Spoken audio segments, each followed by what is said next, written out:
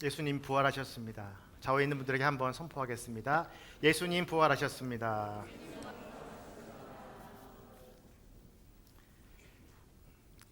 참고로 말씀드리지만 저는 예수가 아닙니다. 예수를 닮고 싶은 한 성도로서 이 자리에 섰습니다. 오늘의 교회가 올해 나를 따르라는 주제를 이제 표어로 정하고 1월 달부터 12제자 설교를 했습니다. 지난주까지 저희가 가룟 유다까지, 베드로부터 가룟 유다까지 설교를 잘 마쳤고, 오늘은 부활 후에 예수님을 따르게 되는 이 제자들의 이야기를 나누기를 원합니다. 제자들은 예수님이 처음 부르실 때 다 바로 그 자리에서 아버지와 집과 배를 버려두고 또 세관에서 나와서 자신의 직장과 가족과 모든 것을 버리고 순종하며 따라갔습니다.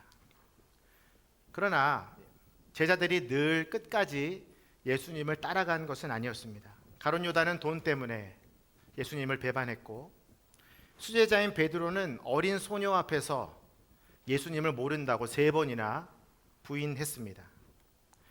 요한을 제외한 모든 제자들은 십자가의 예수님을 버리고 도망가는 불순종의 모습을 보여주었죠. 마태복음 25장 56절 말씀입니다. 함께 읽죠. 그러나 이 모든 일은 예언자들의 글을 이루기 위해 일어난 것이다. 그때에 제자들이 모두 예수를 버리고 달아났습니다. 예수님을 따르기 위해 모든 것을 버렸던 제자들이 이제는 예수님을 버리고 도망가는 지경에까지 이르렀습니다. 이런 제자의 연약함은 현재 우리가 예수 그리스도를 믿고 직장을 다니고 우리의 일상을 살 때 동일하게 나타나는 모습이죠. 주일 오후에는 4시부터 한 6시까지 여러분들은 뜨겁게 기도하고 말씀을 나누고 결단을 하기 때문에 아주 그냥 충만한 믿음의 지수가 충만하게 올라간 상태인데, 이제 월요일 날 출근하면서부터 길은 막히고 또 늦을 것 같으니까 정신없이 뛰어가 아침도 못 먹고, 또 직장에서는 그렇게 또 상사들이 쪼아대고, 그러면서 여러분들의 믿음이 계속해서 이제 하강 곡선을 그리게 되죠. 그리고 금요일쯤 되면은 거의 이제 바닥을 찍습니다. 내가 믿는 사람이었는가 고민하다가 주일날 다시 한번 말씀을 붙들어야겠다, 예배를 드려야겠다, 간신히 그 믿음을 유지하기 위해 여러분들이 지금 이 자리에 나아오신 걸로 제가 알고 있습니다. 이것이 어떻게 보면 우리의 일상이고 십자가 앞에서 도망간 예수 그리스도의 제자들의 모습입니다. 그럼 어떻게 하면 끝까지 예수님을 따라갈 수 있을까? 오늘 이야기의 이제 핵심 주제인데요. 그것을 위해서는 우리가 제자들이 왜 예수님을 버리고 도망갔는가, 그 이유를 좀 알아볼 필요가 있습니다. 마태복음 26장 47절 하반절 말씀인데요. 같이 한번 읽겠습니다. 유다 곁에는 제사장들과 백성의 장로들이 보낸 큰 무리가 칼과 몽둥이로 무장하고 있었습니다. 제자들의 마음 가운데에 도망을 결심하게 된 첫 번째 원인은 큰 무리들이 칼과 몽둥이를 가지고 예수님을 이제 체포하러 오는 순간이었습니다. 야, 저 칼과 몽둥이, 예수님 다음에는 우리들이 맞겠구나. 그런 심정으로 주랭랑을 치고 있는 모습. 그 제자들을 바라보는 예수님의 심정은 어떠했을까요? 저 같으면, 우리 MC들이 저를 다 배신하고 도망간다면 내년에는 절대로 MC로 안 세울 겁니다. 예수님의 마음은 어땠을까? 예수님은요, 도망가는 순간부터 그들을 물끄러미 쳐다보시며 사랑으로 그들을 용서하고 계셨다는 것을 우리가 깨달아야 됩니다. 그 증거가 어디에 나오냐면 누가복음 23장 34절 상반절의 말씀인데요. 같이 한번 읽겠습니다. 예수께서 말씀하셨습니다. 아버지, 저들은 용서해 주소서. 저들은 자기들이 하고 있는 일을 알지 못합니다. 예수님은 당신을 십자가에 못 박는 그 현장에 있는 모든 사람들을 위해서도 용서하시는 분입니다. 그러니까 당연히 이 제자들의 주랭랑에 대하여 크게 요동하지 않으시고 저들이 언젠가는 다시 돌아오겠지.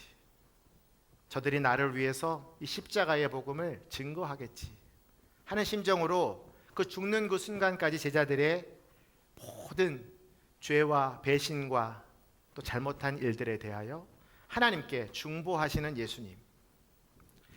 그리고 그들이 다시 예수님을 따를 수 있도록 예수님은 부활하시자마자 마리아에게 그 모습을 보여주시는 것부터 시작해서 승천하시기 전까지 성경에 보면 한 10번에서 11번까지 제자들에게 다시 반복해서 나타나십니다. 예수님이 부활하셔서 40일 동안 사셨는데 거의 예수님께서 매일마다 어떻게 보면 제자들을 만나 주셨다고 할 수 있겠습니다. 요한복음 20장 19절 말씀, 여기서도 이제 제자들을 만나시죠. 함께 읽겠습니다. 그날 곧 그 주간의 첫날 저녁에 제자들은 유대 사람들을 두려워해 문들을 걸어 잠그고 모여 있었습니다. 그때 예수께서 오셔서 그들 가운데 서서 말씀하셨습니다. 너희에게 평강이 있을지어다. 문을 걸어 잠그고 아직도 그 칼과 몽둥이가 무서워서 예수님의 십자가 사건 이후에 두려움에 떨던 제자들에게 예수님께서 부활의 몸으로 그 몸을 통과하셔서 닫힌 문으로 들어가셔서 선포했던 너희에게 평강이 있을지어다. 혹시 오늘 이 예배당에 어떠한 두려움이나 절망이나 불안함을 안고 오셨던 청년들이 계시다면 2000년 전에 그 예수 그리스도의 음성이 오늘 여러분의 가슴 가운데 새겨지기를 주님의 이름으로 축원합니다. 제가 예수님의 심정으로 여러분에게 선포하겠습니다. 여러분에게 평강이 있을지어다. 이 이야기를 들었던 제자들의 심정이 어떠했을까요? 저 같으면은 이 부활의 주님을 만난 감격 때문에 주님 저희를 용서해 주십시오. 그때 도망갔던 것, 배신했던 것, 부인했던 것 다 주님 잊어주시고 저희를 좀 불쌍히 여겨주십시오. 그러면서 주님을 붙잡지 않았을까? 저는 그렇게 생각하는데 제자들은요, 그 평강을 받아들인 건지 아니면 그 부활의 주님을 아직도 믿지 못하는 건지 정말 속 터지는 일들이 벌어지고 있는데요. 요한복음 21장 3절의 말씀입니다. 함께 읽겠습니다. 시몬 베드로가 그들에게 나는 물고기를 잡으러 가겠소 하고 말하자 그들이 우리도 같이 가겠소 하고 말했습니다. 그들은 나가서 배를 탔습니다. 그러나 그날 밤 그들은 물고기를 한 마리도 잡지 못했습니다. 주님은 분명히 그들에게 평강을 선포하셨는데 그들의 마음 가운데에는 내일 뭐 먹고 살지? 우리 가족은 내가 일을 해야, 내가 고기를 잡아야 살 수 있는데 그런 세상의 생각들로 이제 가득 차게 된 거죠. 주님이 말씀하신 평강은 다 사라지고 옛날에 했던 일이나 해야 되겠다. 그걸 앞장선 사람이 누구예요? 베드로입니다. 물고기나 잡으러 가야 되겠다. 그 좌절되고 위축된 마음으로 밤새 그물을 내렸는데 한 마리도 잡지 못한 것입니다. 근데 부활의 주님은 그 40일 동안 제자들을 10번 이상 만나셨는데 이 디베랴 바다에도 주님께서 제자들을 찾아오십니다. 한 마리도 못 잡은 그들의 좌절되고 위축된 마음 가운데에 주님이 찾아오셔서 그물을 오른편으로 던져보아라 말씀하시고 제자들은 이제 그물을 다 거두고 후퇴할 시간이지만 그래도 한번 던져나 보자 하면서 던졌더니 그물이 찢어질 정도로 물고기가 잡힌 놀라운 기적이 그들 가운데 펼쳐진 것입니다. 그 순간 예수님, 부활의 주님을 알아본 제자가 있었습니다. 바로 요한입니다. 주님이시다! 얼마나 그 감격스럽게 외쳤을까? 그러니까 옆에 있던 베드로는 겉옷을 막 던져버리면서 바다로 던져버립니다. 왜 그랬을까요? 주님을 너무나 빨리 만나고 싶었던 거예요. 자신이 부인했던 예수 그리스도, 이 부활의 주님이 또 그 자신의 생업의 현장에 나타나셨던 것이 너무나 기뻤던 것이죠. 근데 예수님께서는 그 베드로를 맞이하지 않으시고 바로 육지에 내리셔서 아침 조반을 준비하십니다. 생선을 구우시고 빵을 준비하십니다. 제자들에게 가장 필요했던 것이 무엇일까? 밤새도록 한 마리도 못 잡았기 때문에 아무것도 못 먹었고 배고팠을 것이 아닙니까? 그러니까 예수님은 이 제자들의 필요를 먼저 채워주시기 위해서 숯불을 피우시고 또 고기를 구우시고 빵을 굽고 계신 주님. 그리고 베드로가 물에 빠졌기 때문에 아무래도 따뜻한 불이 필요하잖아요. 그러니까 주님은 아주 세밀하게 제자들의 마음을 녹여주고 계시는 것이죠. 그리고 베드로를 따로 부르십니다. 주님께서 내가 나를 사랑하느냐 3번 질문하십니다. 왜 그랬을까요? 베드로가 3번 부인했잖아요. 예수님은 이 베드로의 사랑을 확인하면서 그가 가지고 있던 열등감과 죄책감을 치료하시고 계십니다. 내 양을 먹이라. 내 양을 치라. 내 양을 먹이라. 주님이 3번 말씀하십니다. 베드로가 3번 부인했기 때문에 그런 것일 수도 있고, 이 3번은 완전수입니다. 성경의 3번은 완전수이기 때문에 주님이 완전한 말씀, 완전한 사명을 주시기 위해서 내 양을 치라 먹이라 말씀하시죠. 그리고 나서 주님께서 위대한 베드로를 향한 사명을 주십니다. 오늘 본문 21장 18절에서 19절 말씀인데요. 같이 읽겠습니다. 내가 진실로 진실로 내게 말한다. 내가 젊어서는 스스로 옷 입고 원하는 곳으로 다녔지만 늙어서는 남들이 내 팔을 벌리고 너를 묶어 내가 원하지 않는 곳으로 너를 끌고 갈 것이다. 예수께서 이렇게 말씀하신 것은 베드로가 어떤 죽음으로 하나님께 영광을 돌릴 것인지를 알리기 위함이었습니다. 그러고 나서 예수께서 베드로에게 말씀하셨습니다. 나를 따라라. 남들이 내 팔을 벌리고, 이 얘기는 너는 십자가에 달려 죽게 될 것이다. 19절에 보면 어떤 죽음으로 영광 돌릴지를 알려주고 계시는데요. 너는 복음을 전하다가 순교를 당하게 될 것이다. 그런데 이 모든 사명은 내가 너를 끌고 갈 것이다. 18절 하반절에 내가 원하지 않는 곳으로 너를 끌고 갈 것이다. 그 주체가 누구냐면 바로 예수 그리스도. 그분이 사명을 주시면서 그 베드로를 끌고 가시겠다라고 말씀하십니다. 그러니 너는 나를 따라라. 오늘 말씀의 제목이 왜 나를 따르라일까? 이 음성은 여러분들을 향한 2000년 전에 예수님의 말씀입니다. 말씀은 영원하기 때문에 이 약속의 말씀은 우리에게도 동일하게 적용이 되는 것이죠. 저는 여러분들이 오늘 이 2000년 전에 예수님의 말씀에 아멘으로 화답하여 주님이 이끄시는 길로 나아가는 주님의 제자가 되기를 주님의 이름으로 축원합니다. 제가 그 예수님의 심정으로 여러분이 베드로라고 다 이제 상상하셔야 돼요. 나는 지금 베드로다. 나 지금 주님이 주시는 생선 고기도 먹고 빵도 먹고 배부르다. 그리고 주님의 사명을 받은 베드로다. 제가 선포할 때에 아멘으로 화답하면 좋겠습니다. 베드로야, 나를 따르라.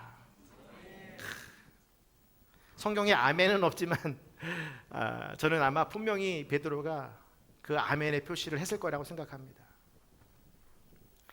그래서 저희가 이따가 이 자리에서 나를 따르라 결단을 할 거예요. 오늘 들어올 때 여러분들 다 켈리를 받으셨죠? 그래서 오늘 설교의 이 본문을 생각하시면서 이거를 다 들고 결단식을 할 겁니다. 그러니까 여러분들 그때 다 지금 아멘 하셨으니까 올라오셔야 돼요. 그렇다면 이제 중요한 것은 예수님을 따르려면 어떻게 따라갈 수 있을까? 칼과 몽둥이, 이 세상의 영적인 방해물들을 어떻게 우리가 이길 수 있을까? 첫 번째, 예수님을 따르기 위해서는요, 하나님 나라에서 받을 영광의 면류관을 소망해야 합니다. 요한복음 17장 24절 말씀을 같이 한번 읽겠습니다. 아버지여, 아버지께서 내게 주신 사람들이 내가 있는 곳에 나와 함께 있어 내 영광 곧 아버지께서 세상이 창조되기 전부터 나를 사랑하셔서 내게 주신 영광을 그들도 보게 하소서. 이 기도는 예수님이 십자가에 달리시기 전에 당신의 사람들을 위해서 했던 대제사장 기도입니다. 예수님의 마지막 기도예요. 거기에 핵심이 뭐냐면 그들도 영광을 보게 하소서입니다. 오늘 베드로의 사명도 너가 어떤 죽음으로 영광을 받아야 할지 내가 지금 이야기하고 있다. 너는 분명히 영광스러운 제자가 될 것이다. 이 부름에 순종만 한다면 이 베드로는 가는 곳마다 하나님의 영광을 드러내는 사도가 되는 것입니다. 그는 그 시간 결단을 합니다. 아버지의 영광을 누리는 사도. 실제로 그가 설교를 했는데 사도행전에 보니까 한 번 복음을 전했는데 3,000명이 회개를 했대요. 대단하지 않습니까? 그 초대교회의 성도가요 하루 만에 3,000명이 증가되는 거예요. 지금 우리 여기 한 300명 모여 있는데 베드로가 설교하면은 여기 다 못 채우는 거예요. 능력 있는 설교자의 영광을 그가 누리게 됩니다.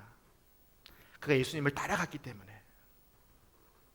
그는 예수님의 영광을 선포하고 최후에는요 하나님이 주시는 영광의 면류관을 소망하며 나아가게 됩니다. 베드로전서 5장 4절과 10절 말씀인데요. 읽겠습니다. 그렇게 하면 목자장이 나타나실 때 여러분은 시들지 않는 영광의 면류관을 받게 될 것입니다. 10절 그러면 모든 은혜의 하나님 곧 그리스도 예수 안에서 여러분을 그분의 영원한 영광 가운데로 부르신 분이 잠시 고난받는 여러분을 친히 온전하게 하시고 굳건히 세우시고 강하게 하시고 견고하게 하실 것입니다. 베드로는 자신이 쓴 베드로 전서에 내가 그 영광스러운 사도 그리고 이 복음서를 듣고 있는 모든 성도들에게 영광의 면류관을 사모하라고 증거하고 있는 것입니다. 여러분들이 왜 직장에서 그렇게 힘든데 내일도 출근하고 열심히 일을 하십니까? 그것은 일한 뒤에 한 달 뒤에 받는 월급의 기쁨이 있기 때문이지 않습니까? 올림픽에 나가는 국가대표 선수들이 왜 그렇게 피땀 흘려서 몸을 바쳐서 그렇게 운동을 하고 허리가 부러져도 그 스노우보드에서 내려오지 않고 금메달을 향해 눈이를 달릴까요? 그것은 그들 가운데 보여질 메달의 영광이 있기 때문입니다. 그 시상대에서 그 울려 퍼지는 애국가와 함께 모든 국민들이 그 선수의 메달을 함께 축복해주는 그 영광스러운 시간이 그 선수로 하여금 끝까지 그 길을 달리게 하는 것이죠. 베드로도 똑같이 지금 설교하고 있는 거예요. 베드로는 너희들이 복음을 위해 산다면 끝까지 주님을 따라간다면 너희에게는 모든 사람에게 영광의 면류관이 있을 것이다. 저는 오늘 이 예배당에서 드리는 모든 우리 드림플러스 청년들과 우리 성도님들이 그 영광의 희상들을 날마다 목도하면 좋겠습니다. 여러분 천국에는 금은동이 없는 거 아세요? 전부 다 금메달입니다. 세상은 금, 은, 동, 희상대가 다 틀리잖아요. 높이가. 세상은 1등부터 10등까지 다 구분을 짓잖아요. 하나님의 나라는 전부 다 1등이에요. 전부 다 금메달이에요. 다 수평한 곳에서 주님이 주시는 영광의 면류관 누리게 되는 것입니다. 그것이 우리가 주님을 따라갈 수 있는 힘이 되고 능력이 되는 것이죠. 두 번째로 오늘 본문에 보니까 이 베드로가 가지고 있는 이 비교 의식인데요. 예수님을 따르기 위해서는 비교하는 마음을 버려야 됩니다. 20절과 21절 같이 읽죠. 베드로가 돌아보니 예수께서 사랑하시던 제자가 따라오고 있었습니다. 이 제자는 만찬에서 예수께 기대어 주여 주를 배반할 사람이 누구입니까? 라고 물었던 사람이었습니다. 베드로가 그 제자를 보며 예수께 물었습니다. 주여 이 사람은 어떻게 되겠습니까? 예수님께서 베드로에게 주시는 놀라운 사명을 받고 나를 따라라 말씀하시자 그 부르심에 네 따라가겠습니다 하면 될 것을 저 뒤에서 이제 해변가에 있어서 지금 주님과 따로 이야기하고 있는데 저 뒤에서 이 요한이 막 쫄래쫄래 따라오고 있는 거예요. 그래서 그 제자가 보이니까 하는 질문이 뭐냐면 21절에 주여 이 사람은 어떻게 되겠습니까? 주님, 저는 영광스럽게 팔을 벌려서 십자가에 달려 죽게 될 텐데 저기 지금 주님이 사랑하시는 그 제자가 오고 있는데 저 제자는 어떻게 될까요? 제가 느끼는 것은 이 베드로의 심령 가운데에 이 요한을 향한 약간의 비교 의식과 열등감이 있다는 것을 저는 묵상하게 됩니다. 왜냐? 예수님의 십자가 현장에 베드로는 없었습니다. 그는 3번 부인하고 도망갔고 거기에 요한이 있었죠. 그리고 예수님은 요한에게 내 어머니다, 나의 어머니를 너에게 부탁한다. 그러니까 이 이야기를 베드로가 들었다면 자기 수제자 자리는 이미 뺏겨진 겁니다. 예수님을 어머니를 모시는 그런 특권을 받은 제자. 그러니까 궁금했던 거예요. 저 제자는 어떻게 되겠습니까? 근데 이것이 우리의 현실입니다. 우리는 늘 어디를 가든지 비교를 당하고 어떤 사람이 나보다 연봉이 많은지, 어떤 사람이 나보다 일이 많고 어떤 사람이 나보다 편하게 지내는지 그런 데 관심이 있지 않습니까? 그리고 뭔가 피해의식을 느끼고 좌절하고. 저도 사실은 이거 여러분들만 아세요. 딴 데 가서 얘기하지 마시고 제가 주일날 8시에 출근하거든요. 그럼 집에서 7시에 나와야 돼요. 그럼 8시에 오면은 지금 벌써 5시잖아요. 다른 목사님들은 거의 다 퇴근했습니다. 거의 다 퇴근했어요. 저는 뭐 회의가 있고 뭐 이렇게 라운딩도 하고 뭐 그러다 보면 8시쯤 퇴근합니다. 그게 불만이 있다는 건 아니고요. 비교를 하게 된다는 거예요. 아니 저분들은 똑같이 8시에 와서 3시면 4시면 가시는데 왜 나는 8시까지 일을 해야 되는 거야. 근데 월급은 똑같아. 이게 베드로의 마음이에요. 제가 그런다는 건 아니고요. 용서해 주세요. 예, 비교하려고 제가 설명해 드리려고. 우리의 생각은 항상 그 비교에 있어요. 나는 천국 갔겠지? 저 친구는 못 갈 거야. 저 순장이 정말 구원을 받았을까? 이것이 다 어디서 오는 거냐면 비교의식입니다. 열등감. 근데 베드로에게 그게 있었던 것 같아요. 예수님이 그의 마음 가운데 있는 그 비교의식을 단번에 꿰뚫으시고 말씀하십니다. 22절 읽겠습니다. 시작. 예수께서 베드로에게 대답하셨습니다. 내가 돌아올 때까지 그가 살아있기를 내가 원한다 할지라도 그것이 너와 무슨 상관이 있겠느냐? 너는 나를 따라라. 사실 이 말씀을 들으면 더 화가 날 것 같은데 내가 다시 재림할 때까지 이 제자가 살아있더라도 실제로 요한은 95세까지 전승에 의하면 살게 됩니다. 왜냐하면 어머니를 맡겨놨는데 일찍 죽으면 안 되잖아요. 어머니가 돌아가시기 전까지는 어쨌든 모셔야 되잖아요. 그리고 요한 1, 2, 3, 4와 요한 계시록을 써야 되잖아요. 사명이 있으니까 하나님이 살려두신 거예요. 그러니까 너는 나를 따라라. 그러니까 예수님을 따라가려면 다른 사람을 보면 안 돼요. 예수님만 봐야 돼요. 예수님, 제가 주님만 바라보겠습니다. 다른 사람 보지 않겠습니다. 주님, 제가 8시까지 근무를 해도 기쁘게 하겠습니다. 주님이 이 드림 플러스를 저에게 맡겨주셨는데 이 양을 치고 먹이는 일에 기쁨으로 나아가겠습니다.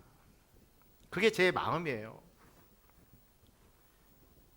정말 저희는 예수 그리스도를 따라가는 일을 위해서라면 오직 주님만. 그래서 결단도 해야 되고 선포도 해야 되고 그 예수 그리스도를 붙잡기라도 해야 되는 것이죠. 세 번째로 예수님의 말씀만을 굳게 붙들어야 우리가 따라갈 수 있습니다. 베드로를 향해서 주님이 오늘 하신 말씀, 나를 따르라, 2번이나 반복해서 말씀하시는 이유는 무엇일까? 예수님이 가장 베드로를 처음에 만났던 순간 여러분 기억하세요? 마태복음 4장 19절에서 20절인데요. 읽겠습니다. 예수께서 말씀하셨습니다. 와서 나를 따라라. 내가 너희를 사람 낚는 업으로 삼을 것이다. 그러자 그들은 곧 그물을 버리고 예수를 따랐습니다. 예수님이 지금 베드로에게 하신 말씀이 마태복음 4장에는 내가 너를 사람을 낚는 어부로 만들겠다, 전도자의 사명을 주겠다, 이 뜻이죠. 이것은 예수님의 말씀이기도 하지만 약속이기도 하고 반드시 성취될 일입니다. 근데 베드로가 지금 뭐 하고 있습니까? 디베랴 바다에 가서 물고기를 잡고 있잖아요. 그 물고기를 보면서 무슨 생각을 했을까요? 아, 내가 사람을 낚는 어부가 되어야 되는데 이 갈릴리 물고기나 낚고 있다니. 예수님의 말씀이 생각이 났다면 그는 그 자리에서 돌이켰을 것입니다. 예수님은 또 베드로에게 하신 말씀이 있어요. 주는 그리스도시요 살아계신 하나님의 아들입니다 선포했을 때 내가 너의 그 믿음의 반석 위에 교회를 세우겠다. 이 말씀이 생각이 났다면 그는 물고기를 잡으러 안 갔을 거예요. 하나님이 나에게 이 교회를 세워주시겠다고 약속했으니 교회를 개척하러 가야 되겠다. 누가복음 22장에 보면요, 베드로 너는 다른 제자들을 굳건하게 하게 될 것이다. 그래서 베드로가 수제자가 된 거예요. 초대교회의 아버지가 된 거예요. 왜냐? 그들 모두를 굳건히 세워야 될 사명을 받은 것이기 때문에. 그러니까 예수님을 따르기 위해서는 베드로는 이 세 가지의 말씀만 잡으면 흔들림 없이 갈 수 있었던 거예요. 사람을 낚는 어부가 될 것이다. 교회를 너의 믿음 위에 내가 세울 것이다. 다른 형제들을 굳건히 세울 것이다. 근데 이것은 반드시 성취될 말씀이거든요. 결국 베드로는 이 예수님의 말씀대로 사람을 낚는 어부가 되죠. 한 번 설교하면 3,000명. 멋있지 않습니까? 교회가 그 이름 위에 든든하게 세워져서 초대 교부의 아버지가 되죠. 다른 모든 제자들 굳건히 세우는 수제자로서 가는 곳마다 영향력을 발휘하게 됩니다. 그가 예수님을 끝까지 따라갈 수 있었던 것은 오직 예수 그리스도의 말씀, 하나님이 그에게 주신 약속이었습니다. 그래서 그가 베드로후서에 보면 이 말씀에 대하여 이렇게 고백합니다. 베드로전서 1장 24에서 25절인데요. 같이 읽겠습니다. 그러므로 모든 육체는 풀과 같고 그의 모든 영광은 풀의 꽃과 같도다.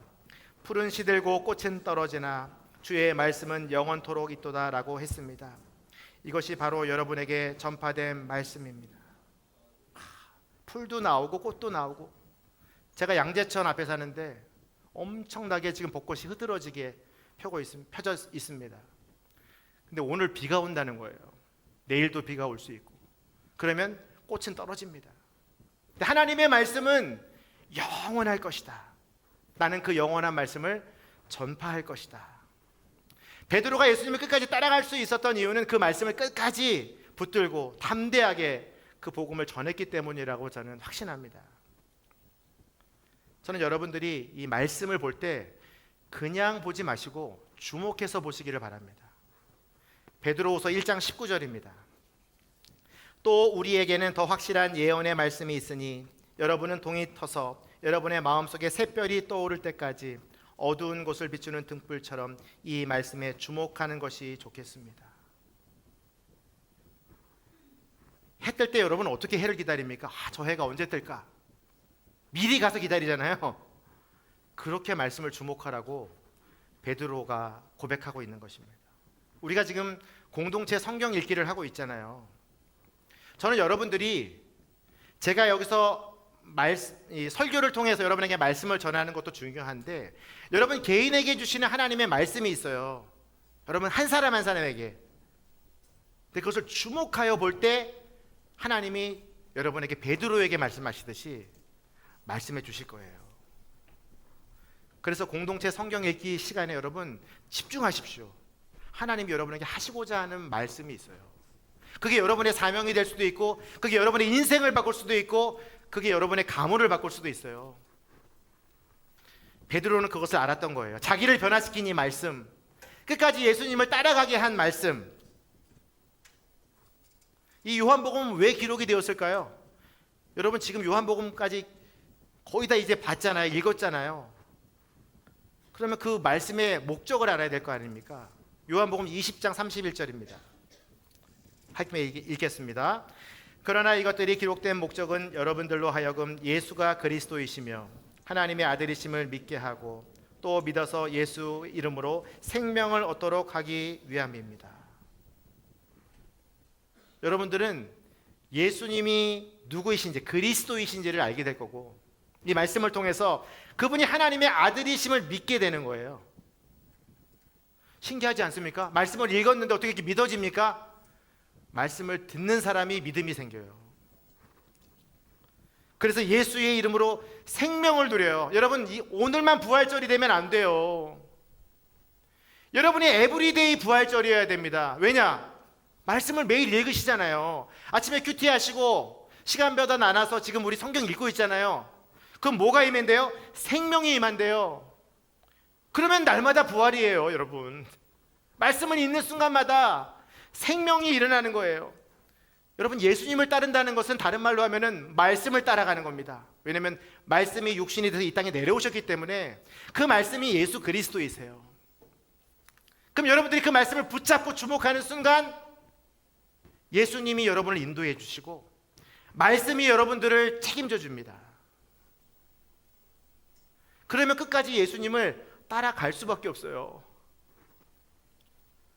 그러면 결국 여러분은 영생을 누리게 되고요, 우리 하나님 나라에서 다 같이 만나서 그 베드로 사도와 우리 하영조 목사님과 먼저 믿었던 그 믿음의 선조들과 함께 주님을 찬양하고 예배하는 부활의 생명을 우리가 목도하게 되는 거죠.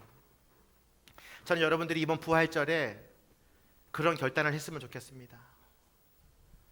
하나님, 내가 주님을 끝까지 따라가겠습니다. 남들과 비교하지 않고 이 말씀만 붙들고 주님이 내게 주실 그 영광의 면류관을 소망하며 나아가겠습니다. 저를 붙들어 주십시오. 이 말씀으로 오늘 그렇게 함께 결단하고 기도하는 시간 되면 좋겠습니다.